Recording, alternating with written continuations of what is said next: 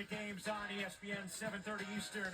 The Bulls host the Heat, then it's the Mavericks taking on the Kings. Coverage begins with NBA Countdown at 7 Eastern.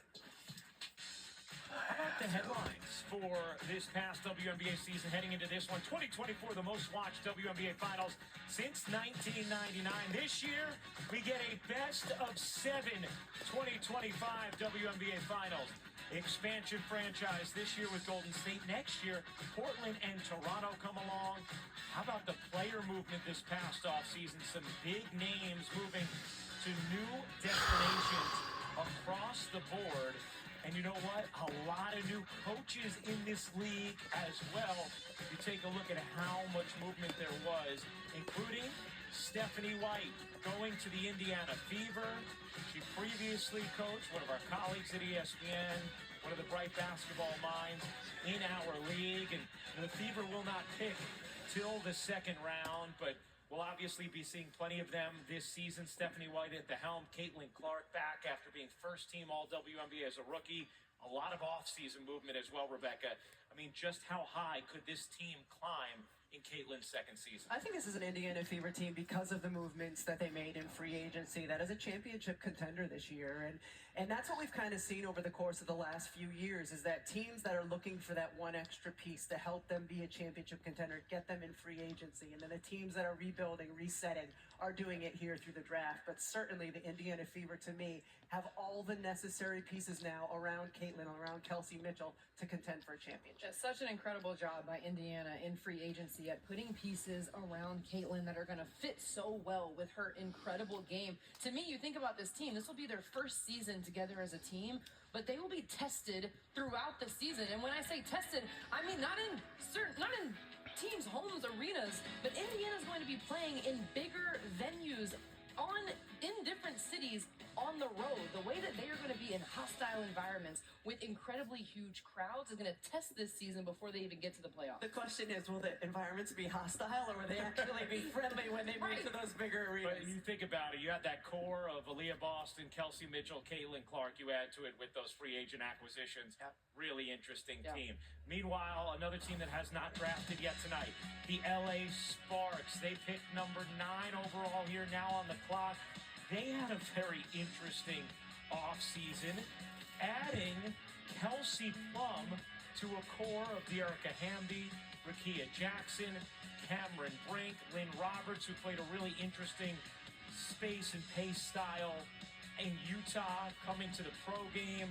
This is a team that I think is going to be fascinating to watch and feels like, you know, they're close to breaking through here as a perennial playoff team, and then you see how they take it from there. Yeah, and they're led by 2 players that we saw on the left of that graphic that have broken through. Kelsey Plum and Dearica Hamby have won a championship together. They won in Las Vegas. They know what it takes. Dearica Hamby Hi, Dearica. in the building with her beautiful daughter, Amaya. They know what it takes, and they play so well together. So when I think of those 2 setting the tone and creating the pace together for everyone else on the Sparks to follow, I think that's huge for this team. All right, another question is, how about Cameron Brink? Her status for this season after last year's torn ACL. Let's check in with Holly Rowe for a little more on that.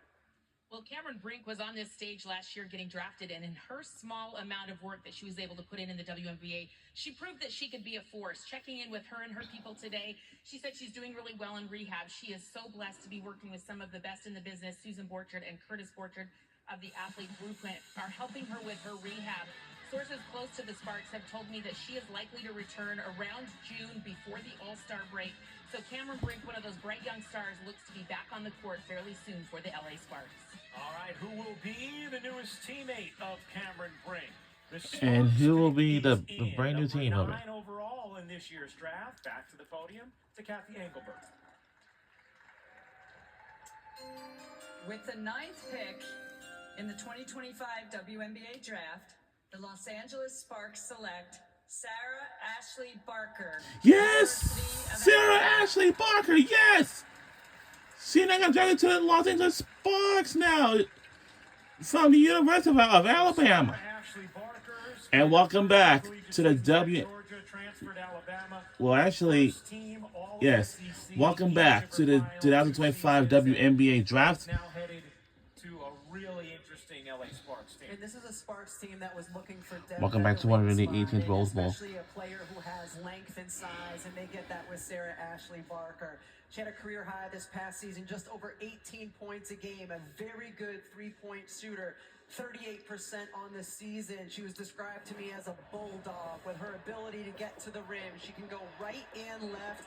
She's a good off-ball cutter as well, uses her strength and size beautifully in terms of absorbing contact and getting to the line. And you talk about her defensive presence, held opponents to 23% shooting from the field as the primary defender. That's top 5 from any player in D1 this past season. We talk about these players being two-way presences on the floor. That is Sarah Ashley Barker. She's such a workhorse, and she is relentless but also fun to be around.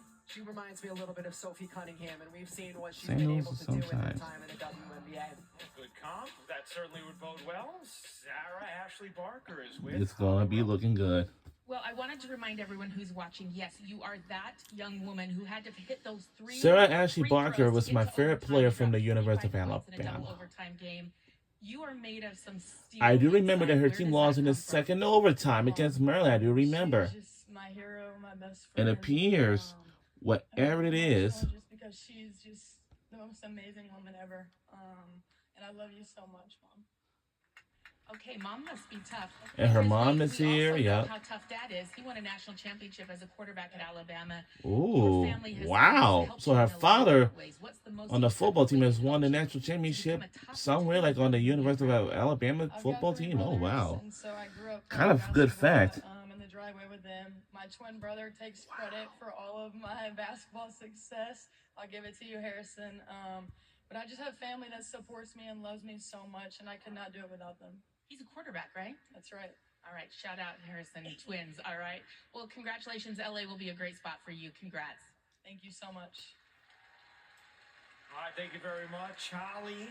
Now, the Las Vegas Aces first round. Now the pick Las Vegas was Aces, WNBA following a ooh. 2023 But who'll be the first investigation pick? violation of league rules regarding impermissible player Welcome back to one of the benefits and 18th Rose workplace Bowl. policies. So Chicago is now on the clock at 10.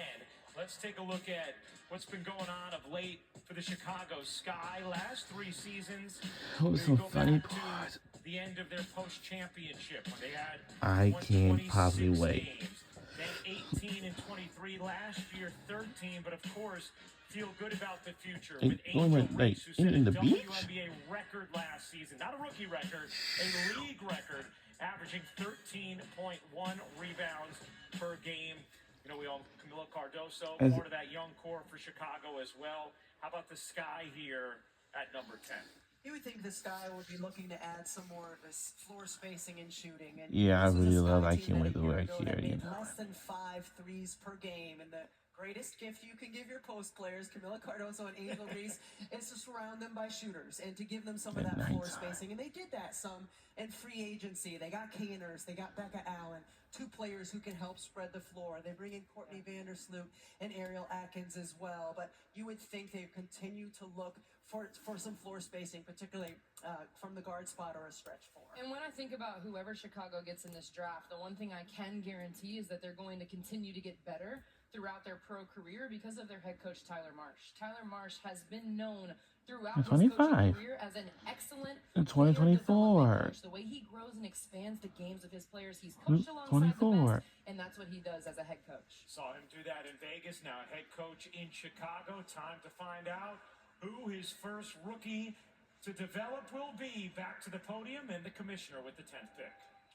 All right, 10th picks for Chicago With Sky the this 10th time. pick in the 2025 WNBA draft, the Chicago Sky select Aisha Sivka from Slovenia. I never heard of her name before. Well, she's from Slovenia. Well, we've seen some Different serious continent. international talent in this draft. Because I know some teams say it Overseas to go off the board through these first can be 10 pretty picks physical. with Aisha Sivka. I mean, this is a really intriguing young player. She's 6'3" and long. She can play in the pick and pop. She has a really quick release on her three-point shot, catch and shoot type player. you look at her and wonder, can she be the next Leonie Phoebish, where she has the length to be able to defend on the perimeter, the skill set on the offensive end, and certainly the size at 6'3".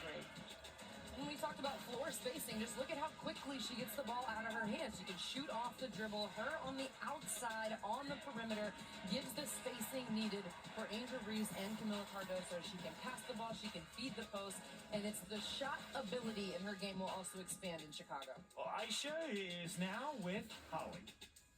Well, you've come from Slovenia. You're known as a great shooter, but you have a favorite WNBA player. Who do you compare yourself to sometimes? I love to watch Leonie Phoebe. I think a lot of people compare me to her, and I think my idol is also Brianna Stewart. You know, you have such a similar game. You're such a great shooter, but I see your dad. He was a good player too. He's down here taking pictures on his phone. How special is it for your dad, who helped you become a player as a little girl, be here to watch this tonight? Yeah, I mean, I started playing because of him. He was always my idol, so it really means a lot to me that he's here. So, yeah, I'm just grateful. Thank you so much. I mean, there's just nothing better on this night than seeing the emotions and the celebrations from the family members of these young women as their dreams come true. Gino Auriemma has helped steward a lot of those dreams through the years. A 12-time national champion. His player Paige Beckers went #1 overall. Gino joins the set next.